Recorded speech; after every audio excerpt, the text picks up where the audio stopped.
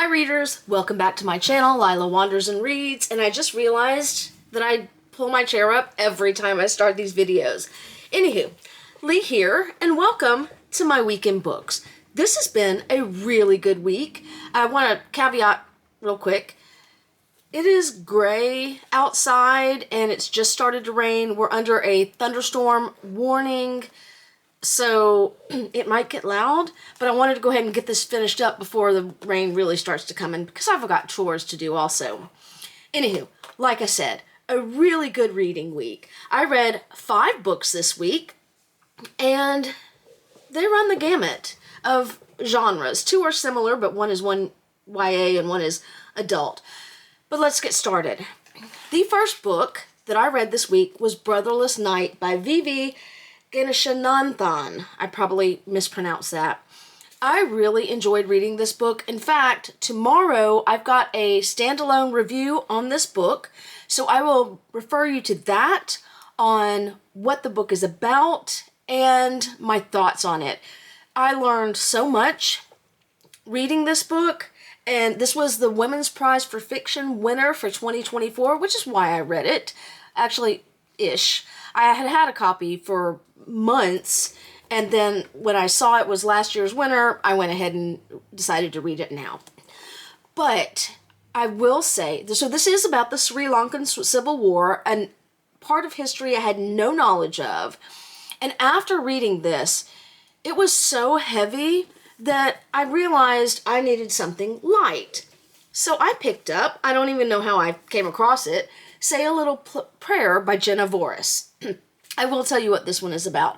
This was a very cute read. Sorry, I do have my ring light on, so it's kind of making a glare. This reminded me of some of those queer movies about summer camps and stuff like that. Let me tell you why. Riley quietly left the church a year ago when she realized that there was no place for a bi girl in her congregation. But it wasn't until the pastor shunned her older sister for getting an abortion that she really wanted to burn it all down.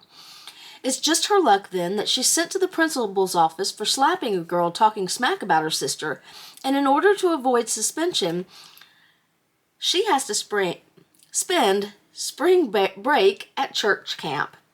The only saving grace is that she'll be there with her best friend Julia, even if Julia's dad is the pastor and he's in charge of the camp. But Riley won't let a technicality like repenting get in the way of her true mission.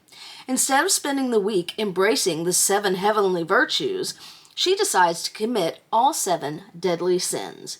If she can show the other campers that sometimes being a little bad is for the greater good, she could start a righteous revolution.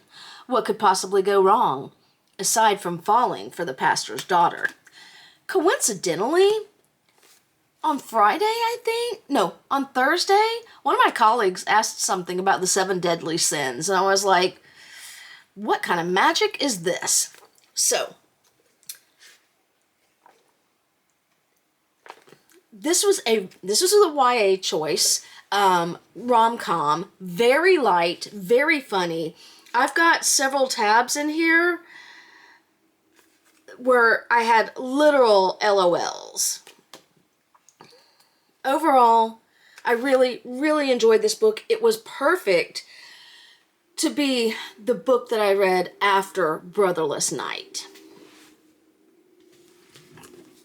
So, but once I finished that, I was still not ready for anything heavy. I knew what I wanted to read next, but I was worried that it would be a little too heavy. Turns out it wasn't, but I chose a book I've had on my TBR for a hot minute, Love and Other Conspiracies by Mallory Marlowe.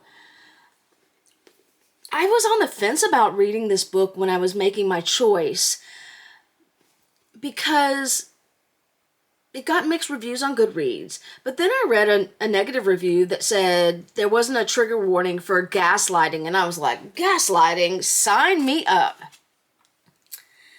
Halle Barrett's life is imploding after she's dumped by her hotshot ex, who also happens to be her co-worker and the star of the online series she was producing. Without a new show to present for the company competition, she'll be out of a job. But inspiration can come from the strangest places, like the most handsome guy she's ever seen passionately discussing Bigfoot on a late-night docuseries. Hayden Hargrove made a name for himself as a cryptid expert on his hit podcast, and he's intrigued by the plucky, blue-haired producer who offers him the opportunity to lead his own web show. When the production team sees that Hayden's solo on-screen presence is bad enough to make a ghost Blanche, Hallie jumps on camera too, hitting him and his cryptids with a healthy dose of skepticism and enough chemistry to electrify their show to the top of the competition.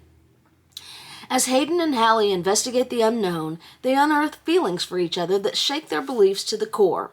In their search for Mothman, aliens, and the truth, the most elusive discovery might just be learning to love again. Cute, cute, cute. Another one with some literal LOLs in several places. Solid 3-star read. I'm getting away from lumping all romances into the 3-star because some are better than others, but this was a solid 3-star. Woo, that got very bright. Just a nice comfort read. Okay. Now let's get to the book that I was wanting to read but needed a spacer from after Brotherless Night. This book is also on the long list for the 2025 Women's Prize for Fiction, and this is Fundamentally by Nusaybah Yunus. Y'all, I connected with every part of this book. I love this book so much. I hope it makes the short list. Now, talking about negative reviews, some people make complaints about not taking the UN seriously and some of the shenanigans that go on. And I wanted to respond to them. Have you ever deployed? Do you know how people are? They're real people in war zones. So let me tell you what this is about. Again, every level I connected on this. It hit all the check marks, and it was outrageously funny, mostly because it was relatable, and it was stuff that I was like, oh yeah, that could happen. When Nadia Amin, a witty and big-hearted PhD, publishes an article on methods for rehabilitating ISIS brides, everything changes. The United Nations comes calling with an opportunity to put her theory into practice and lead a de-radicalization program for ISIS-affiliated women. And why not? Abandoned by her mother and devastated by unrequited love, she leaps at the chance. Sorry if this is, glaring. It is what it is. In Iraq, Nadia quickly realizes she's in over her head. The UN is a mess of competing interests, and the Iraqi government has no intention of approving her program. Her team isn't much help. Under her command is Goody Two-Shoes Sherry, who never passes up an opportunity to remind Nadia of her objections, and Pierre, a snippy Frenchman who has no qualms about perpetually scrolling through Grindr. But then Nadia meets Sarah, a hilarious, foul-mouthed East Londoner who joined ISIS at just 15. The two are kindred spirits, and Nadia vows to get Sarah home. It's Sarah. Apologize. Let me just pause for you for a second. I listened to an interview on a podcast with Nusaybah Yunus, and one of the things that she talks about, and you see it in here, is the kinds of choices that we make when we are 15, and they are not the best of them. However, in Nadia's new maddening world, nothing is as it seems. Success is determined by how well she can cozy up to corrupt ministers and screw over her rivals. As the de-radicalization program picks up traction, Sarah reveals a secret that upends everything, forcing Nadia to make a drastic choice, and boy is it drastic. In the fallout, Nadia's brown savior fantasies crumble, leaving her to wonder if she can save someone who doesn't want to be saved. I do want to share something with you. It's not a spoiler. It happens really early in the book, but this is when I knew I was going to be on board with this book. And it just, so hilarious and serious at the same time. So Nadia gets to Baghdad and she realizes that Baghdad is a metropolis. It's not what she was expecting. The author talks in that podcast I referred to of how, if all you see on TV is bombed out buildings, when you actually go to the Middle East, to a city, it can take you by surprise. So she's driving, her drivers picked her up, and they're driving to the UN compound, and it's just, again, not at all what Nadia expected. And then finally, she starts hearing some commotion in the traffic, and she's like, this is what I came for. Then I saw white ribbon stretched over the hood of a Mercedes, a bride stepping out, her lace dress draped over marble steps as she entered a 5-star hotel. Was this fucking midnight in Paris? I'd signed up for cluster munitions, not glitter bombs. I spluttered with the indignity of it. That whole book is like this. It is just hilarious. A hilarious take on a serious subject, but it's all the more hilarious because it's real. So, I absolutely loved Fundamentally. And originally after that, I was going to read another Women's Prize for Fiction long list book, but I changed my mind because sometimes my local Barnes & Noble gets book in 4 to 5 days earlier than the Tuesday pub date. And when I went to pick up another book on Thursday, I think, I found a book I'd been waiting for, The Third Rule of Time Travel by Philip Fracassi. Now, let me start by saying, Philip Fracassi is an auto-buy for me. My favorite book of his, I will preach this until the end of time, is A Child Alone with Strangers. He calls it his cursed book. That book caught me by the heart and did not let go. And I judge every other book against that, and it's really not fair because his other books are really good. It's just, there's a high bar. However, I technically started The Third Rule of Time Travel Friday. I'm recording this on Sunday. But then yesterday, I sat down with it and powered through. One of the blurbs on the back says this gives Blake Crouch vibes. It most definitely does.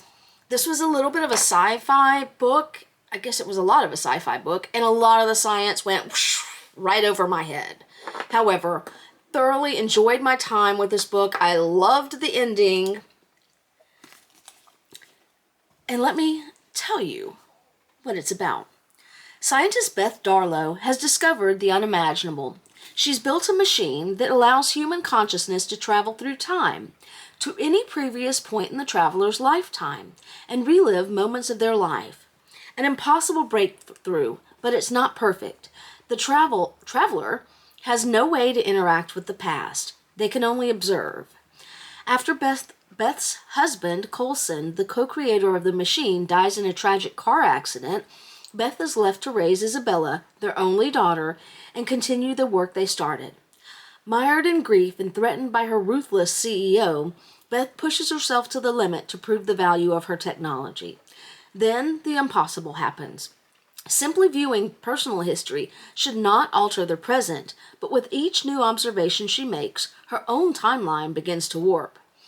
As her reality constantly shifts, Beth must solve the puzzles of her past, even if it means forsaking her future. So right here is when the thing that I knew was going to happen, happened. And I should have been ready for it before because there's some repetition that happens and it happens for a reason. And then you're like, oh shit, something's up. But again, I had a thoroughly good time with this. This is my number 2. I've read 4 Philip Fracassi books. A Child Alone with Strangers, Gothic, Boys in the Valley. Both of those 2 were really good, but this is going to be number 2 on my list of his. Again, Philip Fracassi, an auto buy for me. Alrighty, so those are the 5 books that I read this week.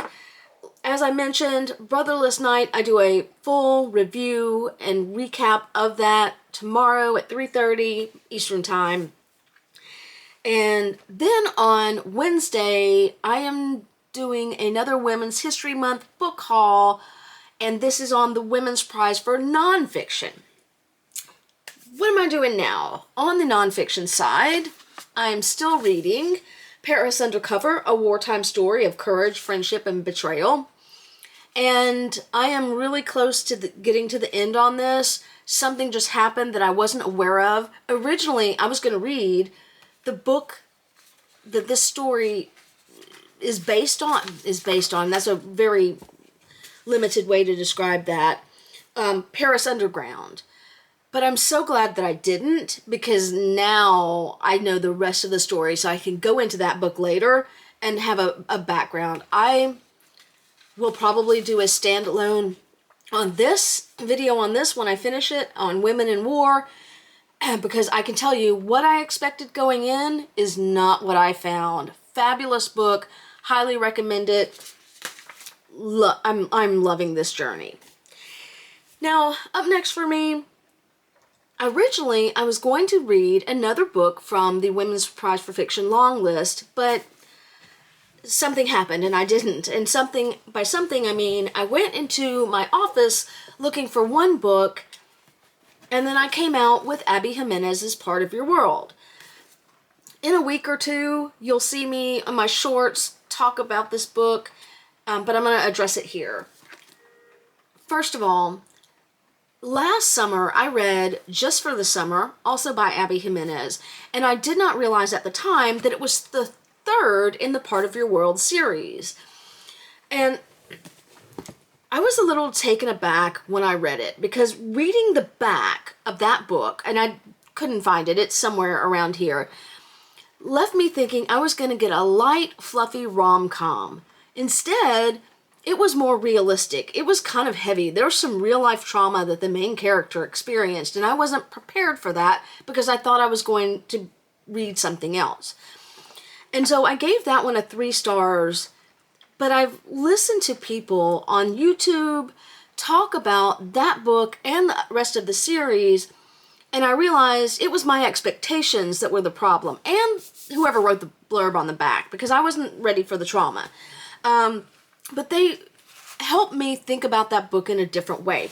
So today I picked up Part of Your World. I've started that, and I'm going in with different expectations. Now, having read book 3, I know that this is not fluff, you know, and there's nothing wrong with fluff. Like I said, I went in expecting fluff. I wanted something lighthearted, and it was just a little too real.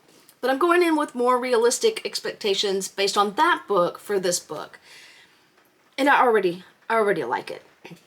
After a wild bet, gourmet grilled cheese sandwich, and a cuddle with a baby goat, Alexis Montgomery has had her world turned upside down.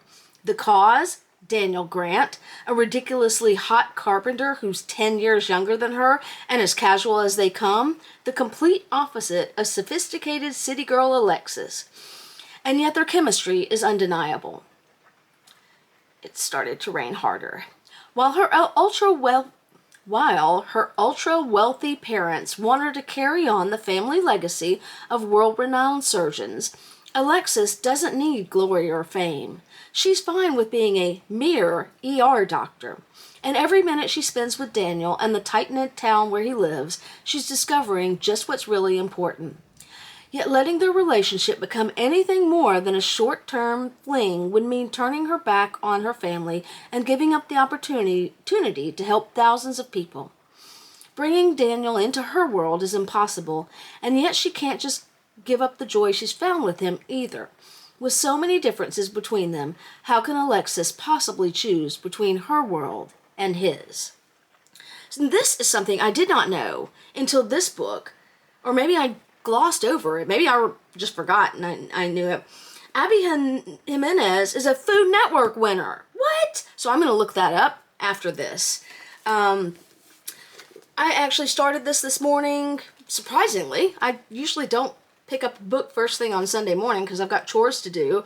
But I started this morning and I'm enjoying it. I don't expect fluff in this. I expect something a little bit more real, and I look forward to telling you all about it next week.